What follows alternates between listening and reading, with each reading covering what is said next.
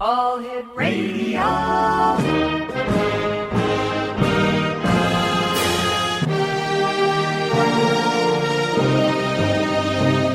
Welcome to the X Zone, a place where fact is fiction and fiction is reality. Now, here's your host, Rob McConnell.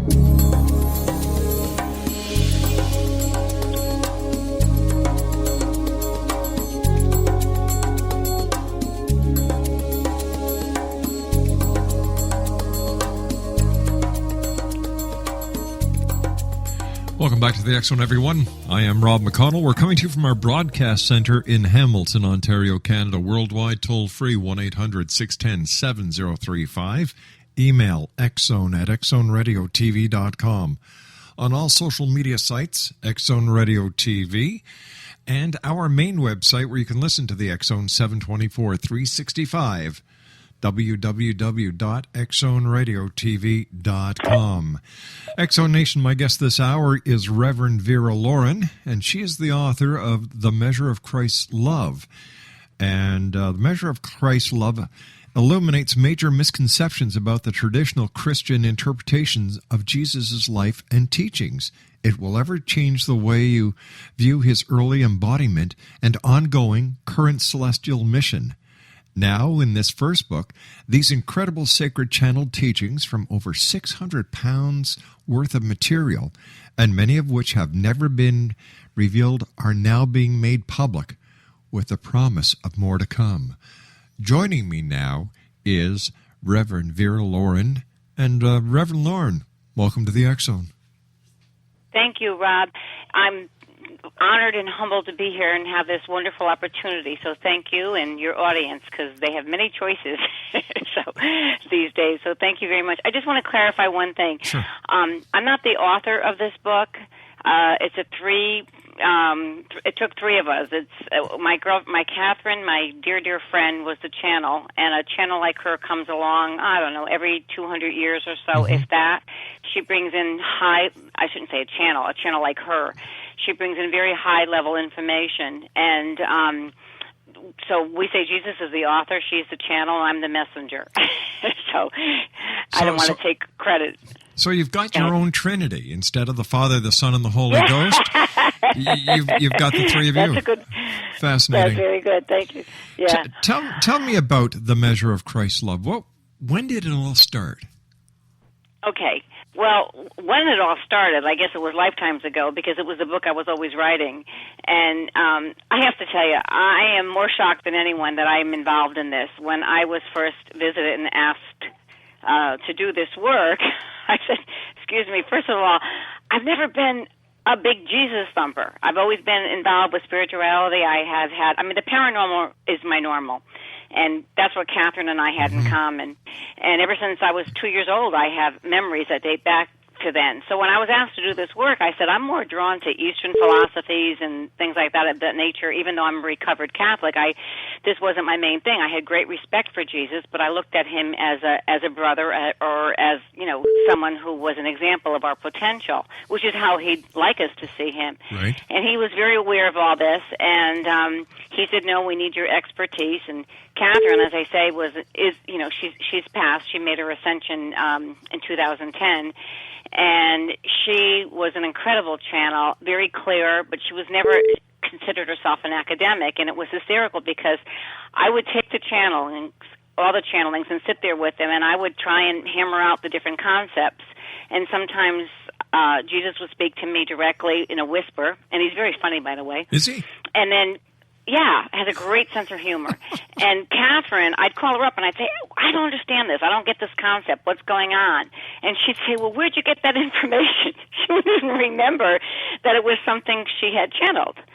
So she was a very humble, incredible person, really, and I miss her tremendously. Even though I'm in touch with her, I miss her. But you asked me what the book is about. Yes. And in one word, I will tell you the book is about love. That's what it's about. It's not about beliefs. It doesn't tell you what to think, because actually what anyone believes doesn't really matter. It's who you are. It's your intentions. It's how you treat one another, how you treat people, animals, what you contribute to this world.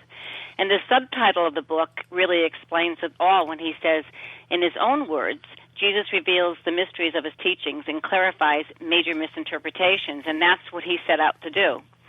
And, he explains that the word Christ, I have to tell you this, I fought the title. I didn't like the title because it sounded very, very religious. And the word Christ, you probably know, means higher consciousness. Yes. So to be a Christ means to hold a higher pattern of light and operate within a level of spirit and light, which is a stepping stone to returning all who work in these patterns to the Godhead. Like the title Christ, it's symbolic. It's a symbolic concept of our divine potential, and that's basically what it is. So the book is really a wake-up call and to tell people to, stop putting this off. This is, this type of material, a lot of it has been most of it has been so misconstrued, and he takes a very hard line with religion, and actually we asked him to soften it. We couldn't change his words, of course, or anything, but asked him to soften it. All right, Vera, we've got to take a 2-minute commercial break. Please stand by. Sure. We'll be right back. Exonation. Okay. Vera Lauren is our special guest this hour. www.themeasureofchristlove.com and thechristmatrix.com. And Vera and I will be back on the other side of this commercial break as we continue here in the X Zone from our studios in Hamilton, Ontario, Canada.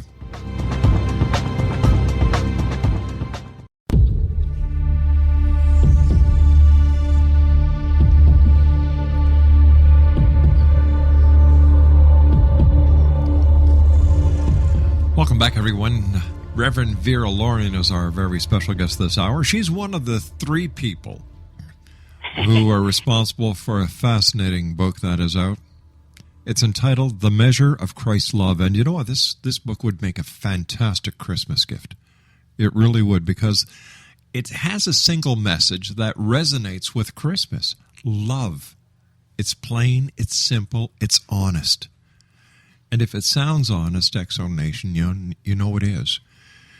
And throughout the centuries, people have been telling us this very simple message. All you need is love. But we humans love to complicate things.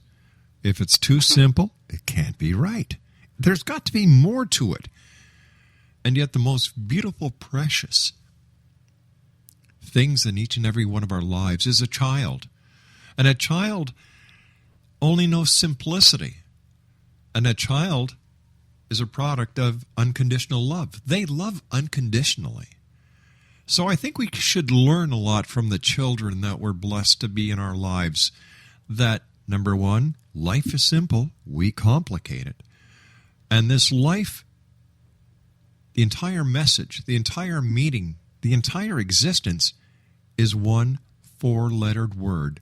L-O-V-E, love. And this is the message that the measure of Christ's love is trying to get across, and we're going to do our best to help the Reverend Vera Lauren and her co-writer, and of course, her other co-writer. I guess we can call him a ghostwriter, right? Yeah. The one and only JC himself. Yes. But you know what? He really wants people to understand how he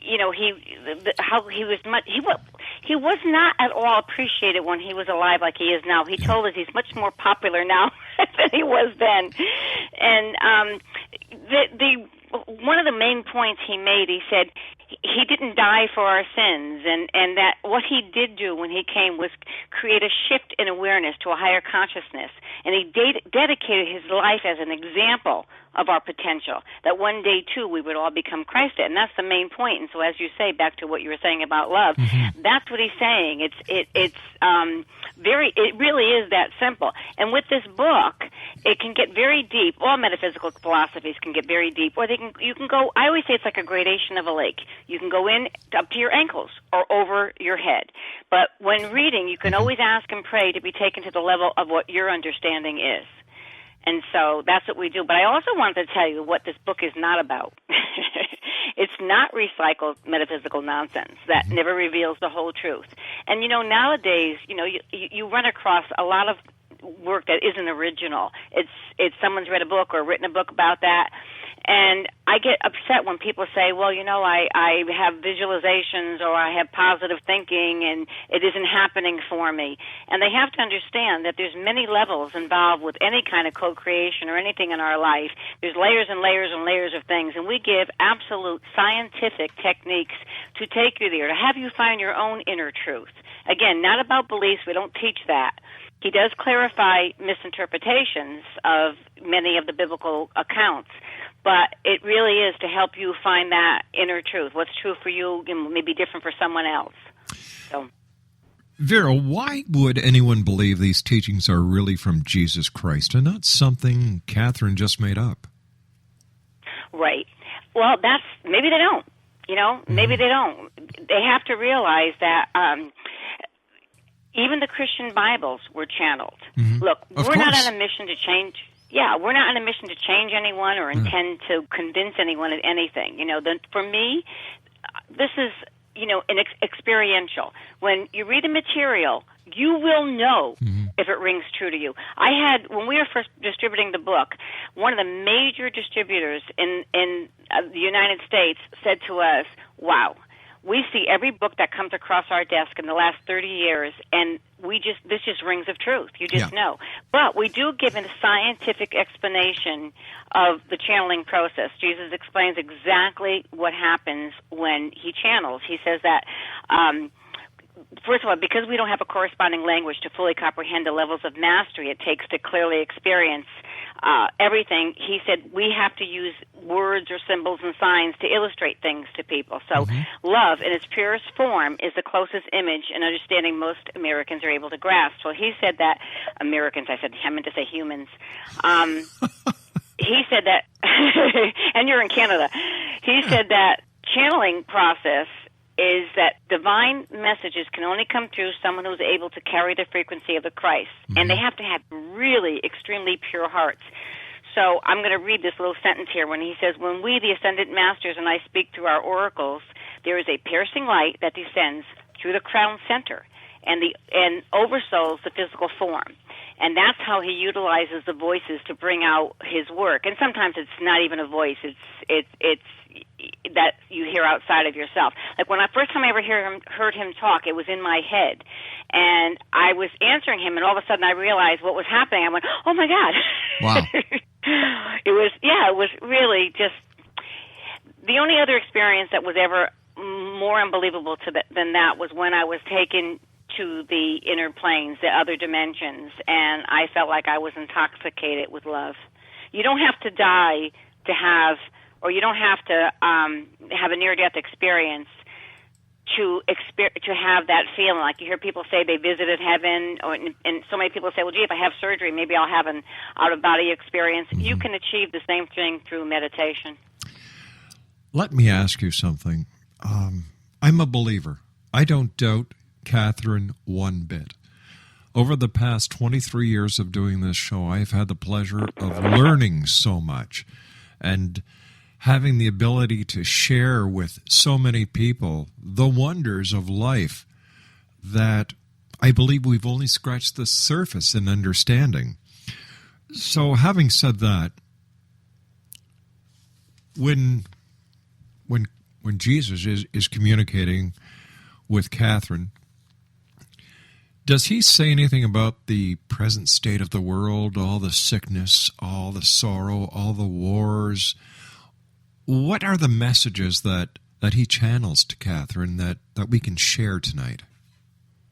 Well, that's a great question. And one of the things we did in the back of the book, you will love, is that we have a question and answer section where we address some of these things you have mentioned, because oftentimes you will hear, and tell me if I'm right, I think this is what you're alluding to, is when there's such disasters, people will say, well, how could God let this happen? Or how could a child be born, a certain way? And all. Sure. That really that isn't what happens. What happens is that, and you probably know this and you're asking for your audience, but it's energy. Everything is about energy, how we are and how we behave. Every single thing we put out, there's karma, right. There's right. So when people are in a disastrous situation, usually it's of their own creation. And it's not that Jesus or somebody is putting this out to you. We would talk about children, for instance, and we would say, and for this conversation, of course, I assume you believe in reincarnation. And is that right? You're not certain about that? That I'm still on the border on. Okay, good. we should talk about that. But I mean, good that I'm clear what you're thinking. But just pretend. Let's let your audience pretend for this minute that that's what they believe. Okay? Sure. So say you're up on some. And I would like to just clarify something, that with all the people I'm talking to, I'm starting to say, okay, guys, I'm getting the message, and I'm starting to become a believer. Well, let me tell you this. First of all, like I said before, it doesn't really matter what we believe, because I know atheists from the other side. I know very spiritual atheists. And Kathy's father was an atheist, and her mother was a devout Catholic. And when they died, her father went to a higher dimension than her mother. Because, again, it's your intentions and how you treat people and what you believe. Sure. Not that her mother wasn't a good person. Yeah. I'm just saying that he was such an incredible spirit that when he passed, his energy went. God doesn't have an ego and care whether you believe him or not. No. I'm saying, what I was saying I'm not a believer in, that I'm starting to be a believer in is in reincarnation. And, let me ask you this. Sure. Wouldn't you think that if there wasn't reincarnation, that there must be a partial God? Because why is somebody born beautiful or in the lap of luxury, and someone's born with bugs crawling on them and not enough, milk to feed them or whatever? I mean, that alone as a child made me start to think. But whether you choose to believe you existed before or not, at one point you were more spirit than matter, and that's what you are returning to. But how do we know that we were more spirit than matter? Where's the proof to correlate with that statement? Well, I don't know that there is anything I can say. Okay. Again, I don't ever, it's not my thing to try and convince anybody of anything, but I just know that when I was little, I had memory of seeing my mother, of watching my mother from heaven, and I would tell her that. Okay. See, I haven't had that happen to me yet. Right. Well, I haven't met many other people who have, but when I was around 2 years old, I had vivid memories. And I would see things, and I didn't know. I saw things what I now call a movie trailer. I didn't have the vocabulary when I was a child to know that, or I don't even think they had movie trailers that I don't remember. But that's what I used to see in my third eye. I would have different visions and things, and I've had outward visions as well. Sure. But I had a knowing that I had been here before, that I came kicking and screaming again. And I'm told I did volunteer this time. Never again, never again. Don't want to come to a purgatory world. This is a third dimension world. It's very tough here, Rob. That's part of the problem, that when you come to a place like this where there's no memory of your past life, just, like I said, let's just have everyone pretend for this conversation that we believe in reincarnation. All right? So say you're on some etheric plane, and you say, in my last life, I went down there, and I had 50 things on my list I wanted to work on to become Christed, to become more conscious, to give more. Where should I go? And you have many choices. You don't have to come to planet Earth, but there's a line of souls that want to come here because it's so difficult. But yet, if you are able to make it through the murk and mire, you have a higher ascension usually when you leave. Also, we have what's called skin on skin, and you don't get that in other dimensions. But so you say, I want to do these 50 things, and then you come down here and maybe you do 30 of the 50 on your list, and there's 20 left, but you added some things that weren't even on it, okay? And so you want to work those out. Well, then you say, well, what about a child who gets molested? Or that's probably one of the worst crimes I can possibly think of. Why would a child come down and agree to that? Well, let's just say maybe that soul was a pedophile in another life and decided to come down as the example of it. All right, before anybody writes letters. Vera, I've got to take my news break. Please stand by. Okay. We have to finish this when you come back, though, okay? Maybe. You're going to get hate letters. Maybe. Okay. All right. We'll be back on the other side of this break. Our guest is Vera Lauren. Her website is themeasureofchristlove.com and thechristmatrix.com. We'll be back on the other side of this break. Don't go away.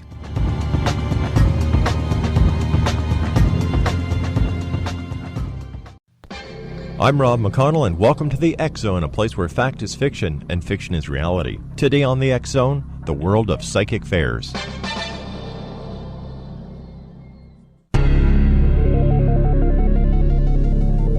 Throughout Canada, psychic fairs spring up in towns and villages of all sizes. Now, what is the best way of choosing a psychic at a psychic fair? According to Stan and Ray, organizers of First Star Famous Psychic Fairs, visitors to a psychic fair should walk around the fair a number of times until they're drawn to a particular psychic. And you can visit their website at www.e-psychic.com. Never be pressured into getting a reading from a psychic that you just don't feel comfortable with. If you're not satisfied with your reading, tell the psychic. And remember, people, psychic readings at a psychic fair are for entertainment purposes only.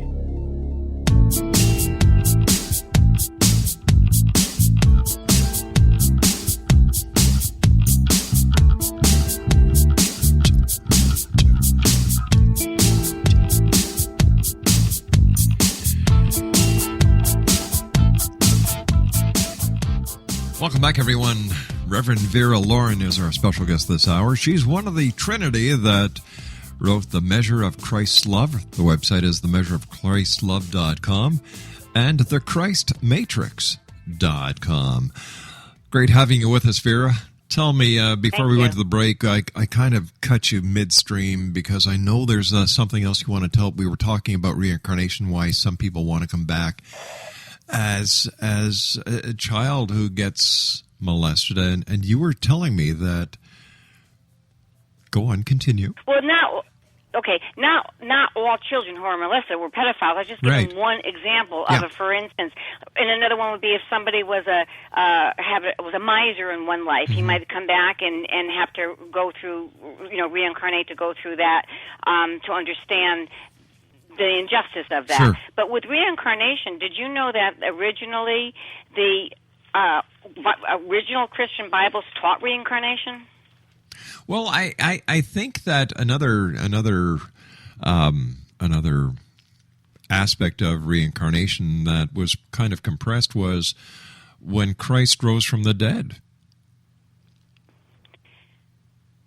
Well, yeah, I guess you can say that. Yeah, I never thought of it that way. I thought he had a spirit and he came up and he came back down, and to me that was he never really left the planet. You know what I mean? He was sleeping in my minuscule mind.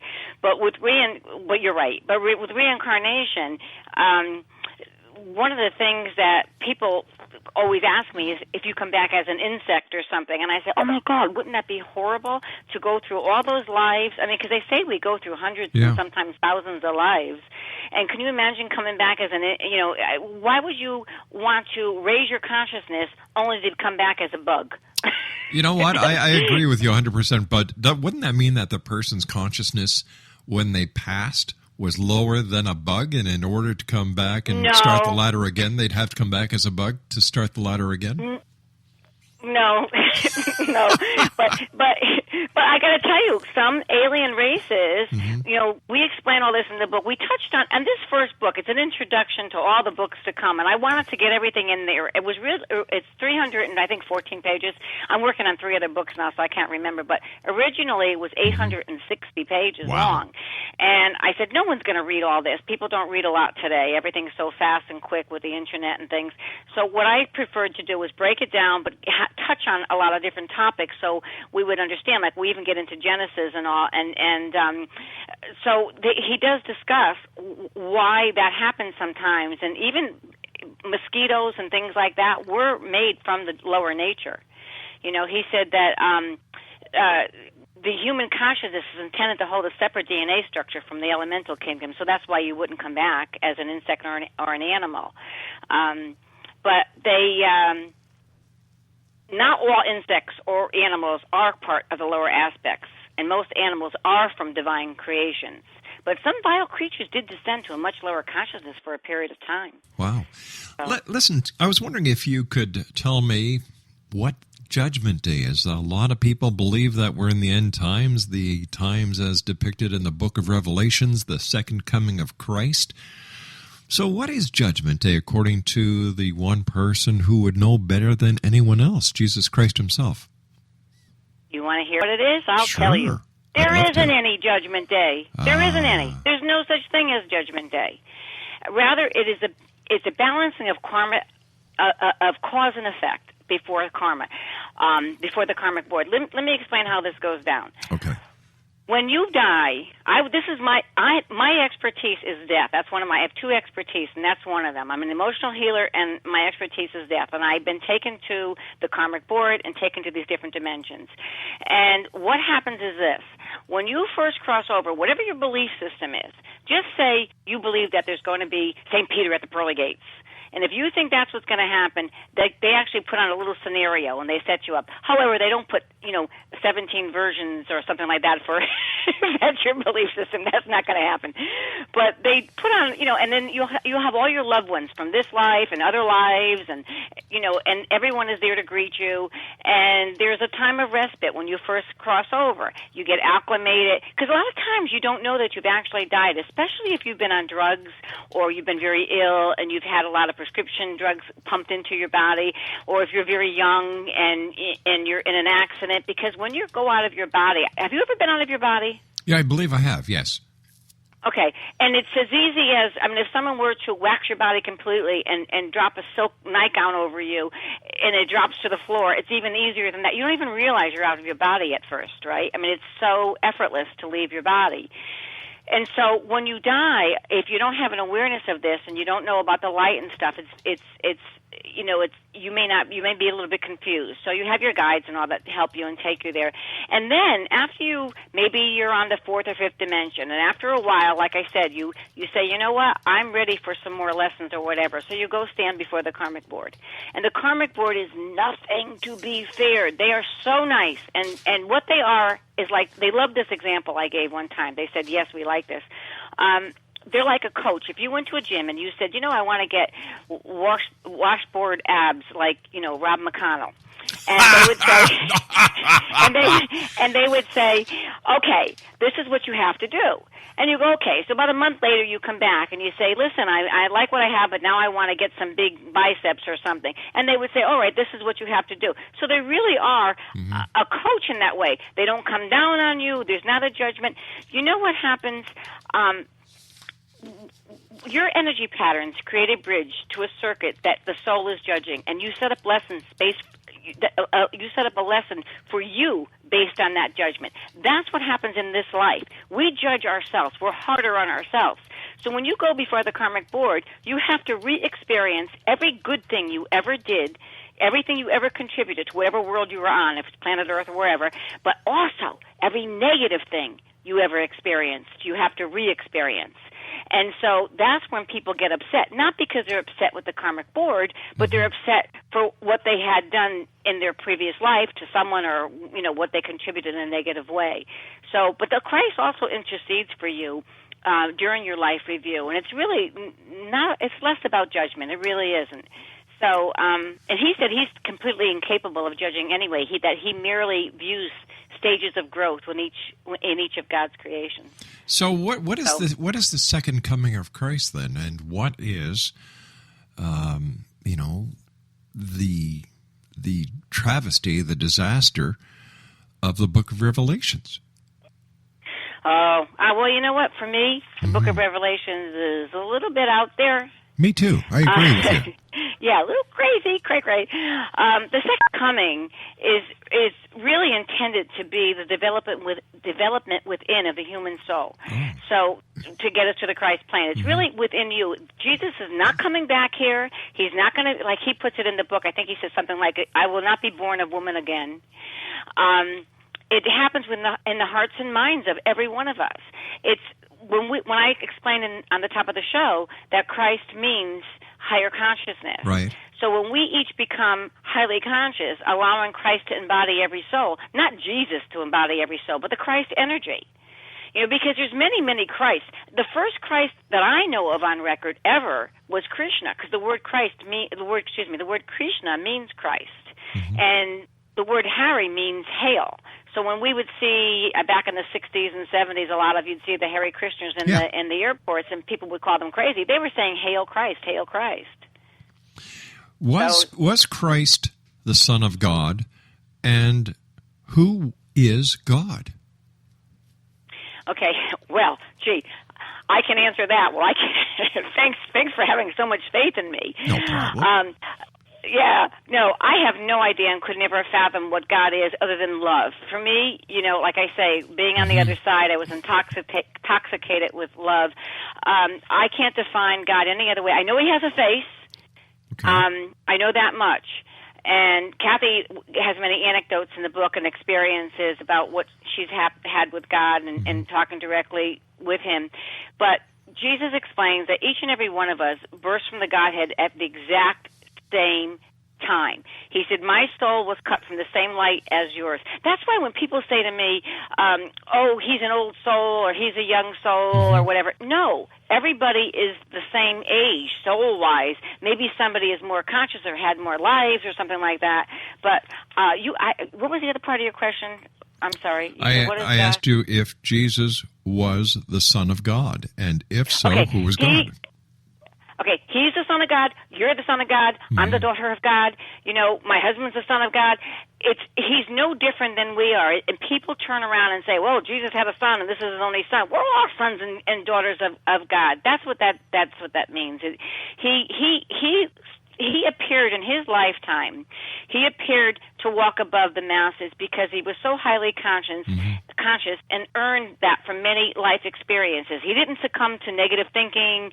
He never focused on sin. And he even tells us that there's no such thing as sin. It's negative thinking or intentions in how you do things. He walked the earth as... I'm sorry. No, go ahead, dear. I'm sorry. Go ahead. I'm sorry. No, I was going to say he said never did he set himself above others, and that he was a master. That's what he was. Okay. He had come down. He'd get. You know what he told me once? He said, because I would have arguments with him, and I'd say, and still do, and I would say, why did you talk in parables? I don't understand that. Why didn't you just talk in plain whatever your language was? And I didn't get that. And he said, and I said, why did you say to the masses, everyone has to come through me? I don't know the exact Bible quote, but he said what he meant by that. Look at this as I'm a foreman in a factory. Everything has to come through me. He said, I'm not God. He said, but I'm here as a guardian of this planet. And he said, look at me as a brother. Look at me as an example of your potential. And I will guide you and take you there. That's all. And like I said earlier, he said he wasn't as respected in the day as he is today. If reincarnation is real, and we all get reincarnated, has Christ been reincarnated, and has he come back down to this planet? Many times. Really? Many times. And I refer to him as Jesus because when I think of Christ, I think of what I've been explaining throughout this talk. We do think of him as Christ, but that wasn't his last name. But he came as yes, he was. He said that he talks about his many lives. And I think in the book he says, there's one point, and I say I think in this book because I'm working on 3 others now, but he said that don't get so hard on yourself because they had many times that they had to learn. And even Mother Mary, who I'm very close to, she said she told us that too. They made many, many mistakes. And he talks about in the book that he had other lives. And he said that when he was asked to come in to earth as Jesus, he said the earth was really in turmoil in a very dark place. And there were many, many on the other side that were ready. But he was chosen to do that, and he said he came to earth to create a bridge of awakening. He didn't come to shoulder the blame for anybody. He doesn't take any of that. He said he did not die for your sins, and he said that really is a big burden upon the Christians to think that he died for our sins, and he said he didn't because, first of all, he said you're without sin. And he refers to it, what's interesting, Rob, when he talks about that, he always refers to it as his murder, but he said that he allowed it to happen because, again, he wanted a shift in awareness to come about. Why is there such a difference between what Christ has channeled and the way that the different religions portray him, his words, his philosophy? I love this. I love that question. I love it. First of all, you said a key word to me. Religion. Mm-hmm. Jesus did not belong to religion. By the way, from my contact with him, he was not a Jew. He was raised in the Essene teachings, which was a metaphysical teaching of the time. One of the reasons a lot of his teachings weren't understood by the masses is because something called energy was not discovered then. But he knew about it, of course, and taught his disciples about that. at the time. And religions were developed. I think one of the Egyptians were the first ones to realize there was one God. I pretty much think that's what happened. But King Akhenaten. Yes. Mm-hmm. And so he takes a hard line with that because he says not all, but a lot of religions are businesses. Yeah. And right, and they have to come into the reasoning of the modern world. And what has happened is they have created a gap between God and their parishioners, like their congregations. Now, I know myself from growing up that I was taught all this dogma, and and when we would talk to him about the different religions, like I said, when we originally did this, he took a very hard line, and we said, "You've got to soften this a little bit. We don't want to turn people off on this." And he explains the different meanings of things, and we said, well, how did this get misconstrued? And one of the ways it happened is that his disciples, who were devout and loved him, they didn't want people to think he was crazy, especially when he spoke about reincarnation and the such, because he said he was quite a sight. They gave us visuals and told us great stories of how he would go from town to town. He said, you would think I was a vagabond or something. He said, or even a hippie.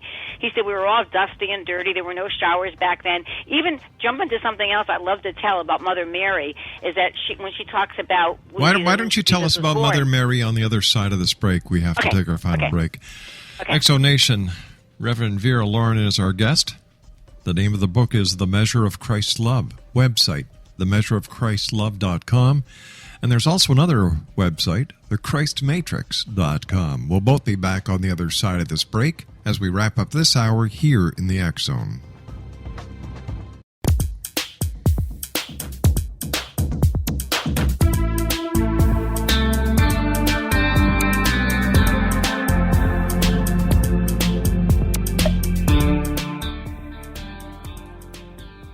Vera Lauren is my guest this hour, Exo Nation. We're talking about the book entitled The Measure of Christ's Love. The website is www.themeasureofchristlove.com.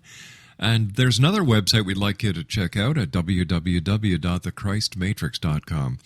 First of all, Vera, I want to thank you so much for joining us. It's been a great pleasure talking to you tonight. Thank you. Where can our listeners get a copy of The Measure of Christ's Love? Well, it's on Amazon.com, and it should be in Barnes & Nobles, and I think just about any store will order it for you. Excellent. Now, before we went to the break, you were telling us something about Mother Mary that you wanted to let the listeners know. Well, I don't know how related it was to the story, but something got my attention about she is just so, when I talked to her, she's just so human, and she said that, and she's a high level master now, but at the time when she talks about the birth of Jesus and the flight, she said, we were not alone. It sounds so romanticized how the story's been told. Right. She said there's no way in those days that we would walk and journey without our family. We had a huge entourage with us all the time. She said you would never go on, and travel in those days without, being alone. You'd be a target. So, but she talks about how when Jesus was born, he was born in a cave, not in a manger, and all these different things. But the story was romanticized. But she tells us the grueling parts of every day, the everyday of it, and the beauty of it too. Was Jesus married to Mary Magdalene?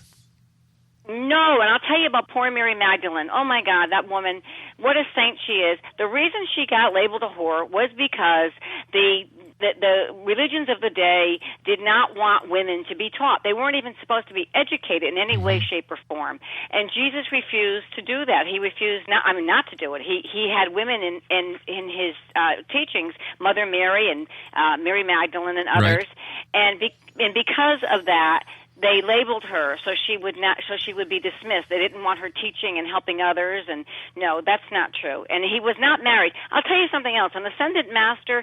Are you familiar with Paramahansa Yogananda? No, I'm not. Okay. Well, he was he wrote the autobiography of a yogi, And he was the first on-record ascended master to write his own autobiography. And we were told through Jesus and other masters we've talked to, and I mean, there's a hugging saint today, Amachi, she's an ascended master, where their DNA is different than ours. We all had, and we talk about this in the book, where originally our DNA was different. And he would not want sex or be attracted to that although Swami Sri Yukteswar did have a family and was married, but that had to do with some karma and stuff. But no, he would not want to marry and have sex and do that. He came in for one role and one purpose, and that's what he did. And he did not marry. He did not marry Mary Magdalene, and I don't believe he ever had sex. Wow. Vera, that's what I say. We've run out of time. We've run out of time for tonight. I want to thank you so much for joining us. It's been a great pleasure talking to you. Let our listeners know what the websites are that they can go visit to learn more. And you want me to say them again? It's www.christmatrix.com and www.themeasureofchristlove.com. And it's also on Facebook. And I want to tell everyone thank you so much for listening, and I appreciate all that you do, Rob. I mean, you and your staff. You're really great. Thank you. Oh, we thank you. And we'll have to have you back on in the future to tell us more of this fascinating story. I would love to. And the measure of Christ's love. You take care of yourself, my dear friend, and be safe. You too. Bye-bye now. Thank you. You too. God bless you. God bless you, too. Exonation, our guest this hour has been the Reverend Vera Lauren. The name of the book is The Measure of Christ's Love. The website is themeasureofchristlove.com and thechristmatrix.com, and the book is available at amazon.com and fine bookstores everywhere. We'll be back on the other side of this commercial break with the news at 6.5 minutes past the top of the hour as we continue here in the X Zone with yours truly, Rob McConnell. Don't go away.